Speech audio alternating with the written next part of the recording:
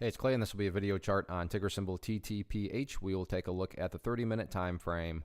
Real quick, what do I mean by 30-minute in case maybe you're new to charts? Instead of each one of these candlesticks here representing 1 day's worth of price action, which is what you would normally see, each one represents 30 minutes. So while this here may look like several days worth of time, it's actually today's price action broken down into 30-minute time slices. I like to this time frame, think it's a good job of telling the quote-unquote story of the price, and then makes mapping out levels of support and resistance a bit easier to see.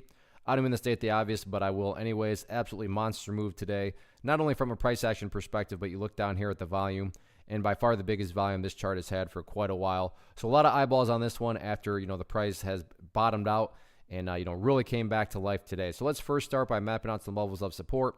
Then we can talk areas of resistance. First area of support is what I would call the ideal level. When you say, hey Clay, what would make this chart look the absolute strongest going forward? And that would be if the price can stay up above 270. Now, don't get me wrong. If the price falls below 270, by no means am I saying the entire chart's ruined or anything like that. But yeah, if the price can manage to stay up above that level, that would certainly be a huge sign of power going forward.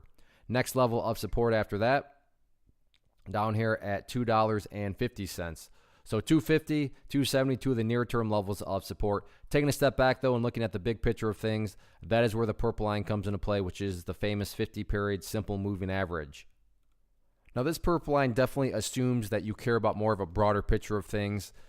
Keyword being moving. As time goes by, that purple line, the moving average, is going to move itself higher and higher. So from a grand scope of things, again, assuming you care about more so, if you're someone that's claiming, look, just tell me how do I gauge the health of the move?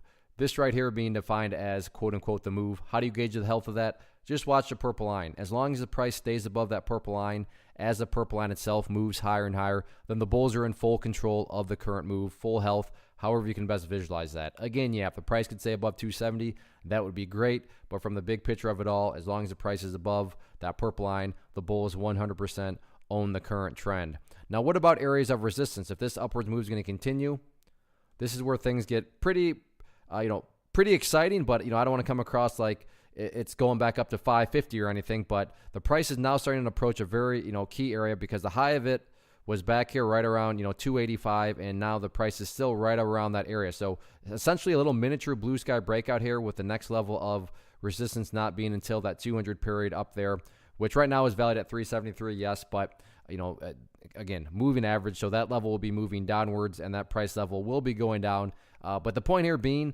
that from a technical perspective and resistance perspective, I would essentially call this a miniature blue sky breakout here, as there's quite a bit of space between these two levels. But again, I'm not saying that tomorrow within 10 minutes it's going to shoot up to 373 then 550 or anything.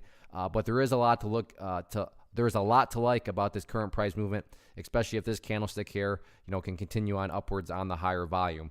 Point being, though, from a bigger picture, just watch that purple line. As long as the price stays above it, then the bull is going to remain in full control of this current bounce that, who knows, might turn into an overall reversal. One of the biggest questions I get is, hey Clay, how do you find the stocks that you trade? So what I've done is put together a free resource guide where I talk about the tools that I use to locate stocks that I find interesting and think may have potential. So if that sounds like something that could add value to you as a trader, then click on the image that is up on the screen right now and I will email you the guide. The guide itself is very short and to the point, and best part, it's completely free. Thanks for watching the video. Let me know if you have any questions.